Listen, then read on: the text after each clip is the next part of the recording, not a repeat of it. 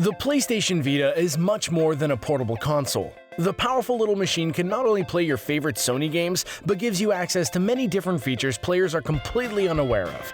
Completely change the way you use your device with these 10 tips, tricks, and secrets. Before you watch, click subscribe. You'll join our notification squad and be the first to know of new content. Setting up on new regions. One of the biggest surprises revealed with the release of the PS Vita is that it would be region-free. This made gamers all over the world excited for the ability to play titles that were never available in certain regions. Many owners of the PS Vita don't actually know how to access games and content from all the different regions. The process takes about 10 minutes, but allows you to go back and forth between different regions as you need to. By creating a Japanese PlayStation Network account, you're opened up to a huge catalog filled with current Vita games, classic PS1 games, and plenty of other titles including funny and silly games never released in the United States. Once the account is created, you simply go through the process of completely formatting and resetting your Vita using a new memory card. By logging into your Japanese PSN account, it will automatically set to that region and give you access to all the games you seek. This allows you to play all types of games you've never heard of or were previously unavailable to US players. Thanks to the Vita's settings, this is all legal too. It will not void your warranty or mess up your system in any way. Low Battery Hibernation Mode. Just like any portable console, one of the toughest games you'll play is not an official title, but a power struggle with the battery meter. There are countless times where players push their limits, ignore low battery warnings, and forge on for the sake of the game. Sony understands this and has helped players out tremendously with a feature known as Low Battery Hibernation Mode. If your battery is extremely low, then the screen will turn black, but the system will still be active. From there, you can plug in your PS Vita and the game will resume exactly where you left off. This is a huge lifesaver for when gamers skip a save point or have not reached a proper save spot. You'll not lose any game progress, and your daring trip into this low battery territory will be redeemed through this mode. The standby mode only lasts so long though, so it's important to get the system charging as soon as possible. While the feature is useful, you shouldn't let the battery run out too often. It's a good idea to charge the Vita every time you're done using it to keep the system active and healthy. PS4 Extra Controller. Sony played it smart when they created their network of consoles and software. Everything can connect and be used in ways players cannot even imagine. Not only can the Vita be used to stream PS4 games, but it acts as the perfect alternative controller when you're playing on the TV. By linking the Vita to a PS4 or PS4 Pro, it can be used as a controller for all the games you own. Instead of paying a ton of money for an extra controller, you can pay a little extra to have an additional controller and a whole new console. The easiest way to do this is by using Remote Play, signing into your PlayStation Network account, and then setting up the controller as a guest player. It allows things to go smoothly. You also don't have to worry about low battery life on a controller because the Vita can use its charging port to keep the controller continuously running while you're playing on the PS4. One of the biggest differences between the two is accessing the L2 and R2 buttons. The rear touchscreen of the Vita acts as representations for these buttons, but if you've played the Vita, then it's something you can get used to very quickly. PS Vita Cloud Saving. There's nothing more annoying than running out of storage on any device. This is especially true when it comes to gaming on the PS Vita. In some cases, you may not have the chance right away to run out and purchase extra memory cards. If you have to uninstall a game or move some files around, then it's nice to have access to the PS Vita Cloud Storage. This storage can be used for saved game files that will remain a part of your PlayStation account. You'll need a PlayStation Plus account to access this feature, but it can really be a lifesaver. Thanks to the cloud data, if you ever uninstall a game and add it again later, you'll still have access to the saved game files.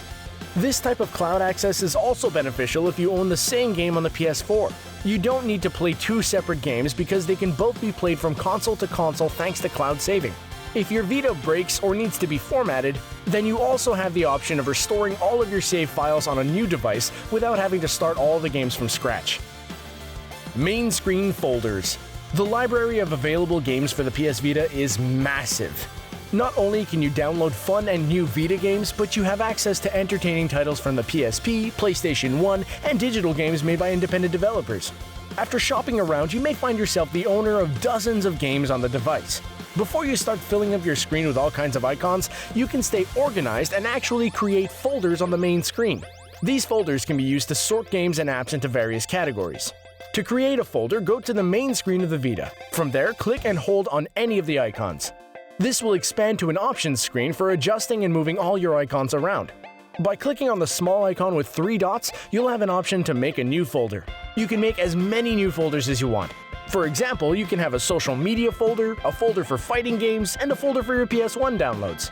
Staying organized will help reduce the time it takes to find and load your favorite game or app.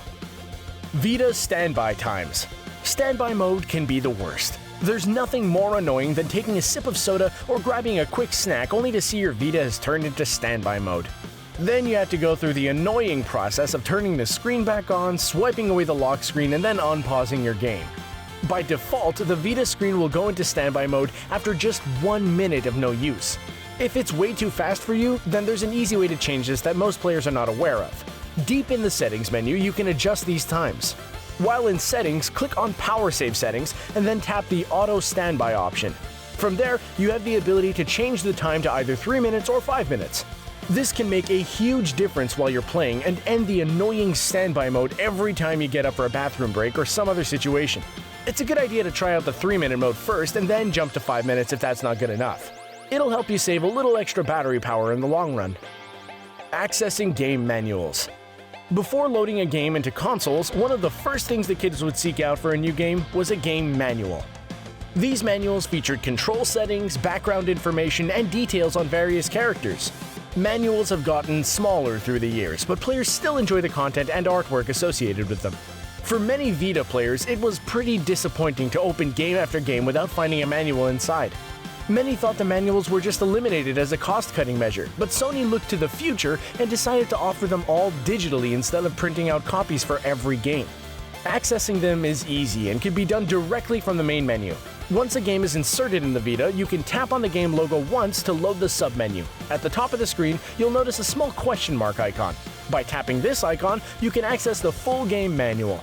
They're designed in a similar way to the classic printed versions and provide the same content you're used to. Even if you buy a digital version of the game, the manual will be included, giving you access to it at any time. PS4 Remote Play. Whether you live with family or friends, it can be a constant battle to get access to the best TV in the house if you're a PS4 owner. Thankfully, Sony understands your struggles and has made it a lot easier to play your PS4 if you own a Vita. Known as PS4 Remote Play, you can stream your PS4 directly through your Vita screen, making it a lot easier to enjoy your favorite games. By downloading the official PlayStation app and Remote Play software, you can connect right through the Vita.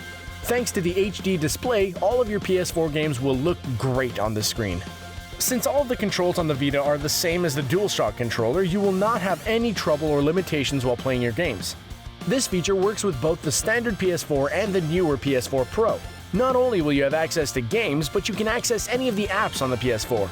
For example, you can play Blu-ray movies in the PS4 and stream the content to your Vita screen instead of the television.